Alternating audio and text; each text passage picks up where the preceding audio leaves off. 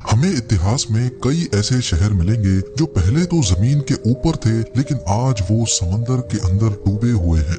Greece के समंदर में 5000 साल पुराना एक पूरा शहर डूबा हुआ है, जिसको पावलो पेट्री कहा जाता है। वक्त के गुजरते हमारे अर्थ की जियोग्राफी चेंज हो रही है।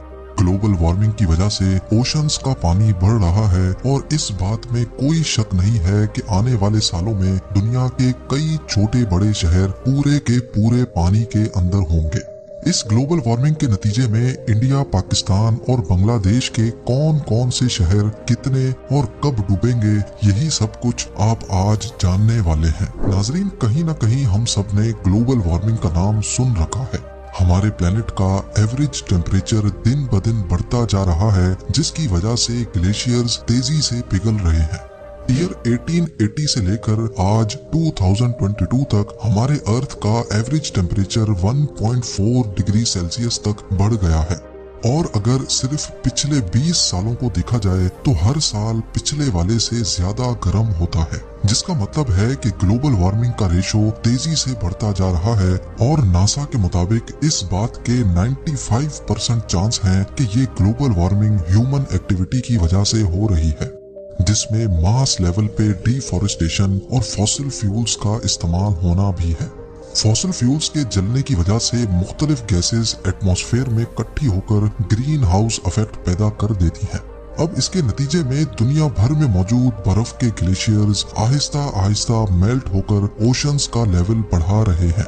फॉसिल फ्यूल इस्तेमाल करने से पहले ही ईयर 1800 से लेकर 1900 तक ओशंस का लेवल 6 सेंटीमीटर तक बढ़ चुका था, यानी तकरीबन 2.5 इंच। लेकिन फॉसिल फ्यूल्स इंसान के हाथ लगने के बाद से ओशंस के लेवल में खातिर खा इजाफा देखा गया। ईयर 1900 से लेकर 2000 तक ओशन लेवल्स में 19 सेंटीमीटर्स का इजाफा देखा गया है, जो पिछले 100 सालों के मुकाबले में करीब 3 टाइम्स ज्यादा है। इससे भी बुरी खबर यह है कि अगर ईयर 2000 से लेकर आज 2022 तक सिर्फ इन 22 सालों को देखा जाए तो ओशंस का लेवल पिछले 100 सालों के मुकाबले में डबल स्पीड से बढ़ रहा है। नेशनल एटमॉस्फेरिक एडमिनिस्ट्रेशन का कहना है कि अगर इसी स्पीड से ग्लोबल वार्मिंग होती रही और ग्लेशियर्स मेल्ट होते रहे तो ईयर 2100 तक हमारे समंदरों का लेवल 2.5 मीटर्स तक बढ़ जाएगा। और ये वाकई एक बहुत ही अलार्मिंग सिचुएशन है। यानी ईयर 2100 तक वो कोस्टल सिटीज जो बिल्कुल समंदर के साथ लगी हुई हैं और जिनकी एलिवेशन भी सिर्फ 2.5 मीटर या उससे भी कम है, वो आधी से भी ज्यादा समंदर के अंदर होंगी। जैसा कि थाईलैंड का कैपिटल बैंकॉक, यहाँ की एवरेज ऊंचाई गल्फ ऑफ थाईलैंड से सिर्फ 1.5 मीटर ऊंची है। लिहाजा ईयर 2100 में बैंकॉक कुछ इस तरह दिखेगा। बांग्लादेश के कैपिटल ढाका में बुरी गंगा रिवर के किनारे अच्छी खासी आबादी पानी के अंदर। आज़रबाईजान की बात की जाए तो बाकू का ज्यादातर कोस्टल एरिया पानी की नजर हो चुका होगा।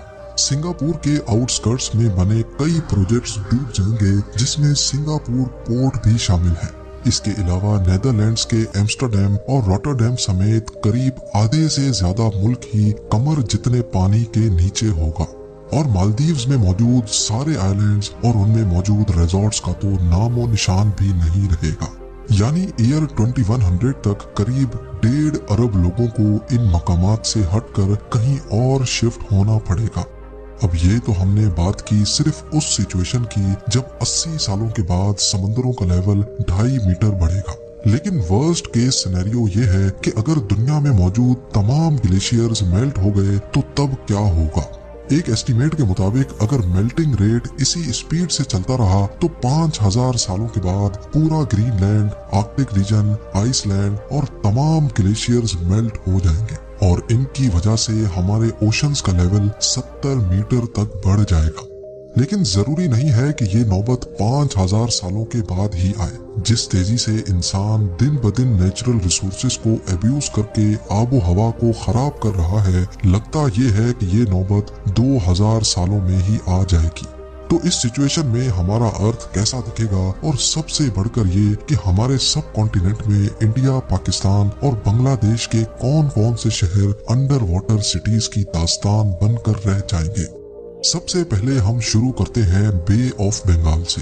आपको शायद ये देखकर शौक लगेगा कि करीब पूरा का पूरा बांग्लादेश बे ऑफ बंगाल की लपेट में होगा, और अगर इसके कैपिटल ढाका की बात की जाए तो ये 30 मीटर 100 फीट गहरे पानी के अंदर डूब चुका होगा। इसके साथ साथ बे ऑफ बंगाल इंडिया के कई हिस्सों पे भी अपना कब्जा जमा लेगा। जैसा कि आप देख सकते हैं कि कोलकाता से लेकर माल्टा और पटना समेत मुजफ्फरपुर तक ये सारा रीजन समंदर के नीचे होगा। बे ऑफ बंगाल का कोस्ट जो आज बांग्लादेश और इंडिया पे लगता है, 70 मीटर्स बढ़ने के बाद वो नेपाल और भूटान का कोस्ट कहलाया जाएगा।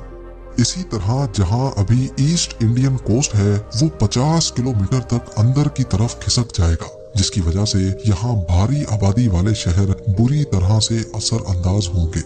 अगर हम सिर्फ चेन्नई की बात करें तो ये 200 फीट पानी के अंदर होगा। 1959 में कंस्ट्रक्ट की गई चेन्नई में मौजूद LIC बिल्डिंग, जो एक वक्त इंडिया की सबसे ऊंची बिल्डिंग हुआ करती थी, वो पूरी की पूरी बिल्डिंग पानी के अंदर होगी। चेन्नई से होते हुए पानी का लेवल तमिलनाडु और आंध्र प्रदेश के बॉर्डर पे जा लगेगा। इंडिया के वेस्टर्न कोस्ट पे नजर दौड़ाई जाए तो 70 मीटर्स बढ़ने के बाद नॉर्थ और साउथ गोवा के तमाम बीच रिजॉर्ट्स मलिया मेड हो जाएंगे।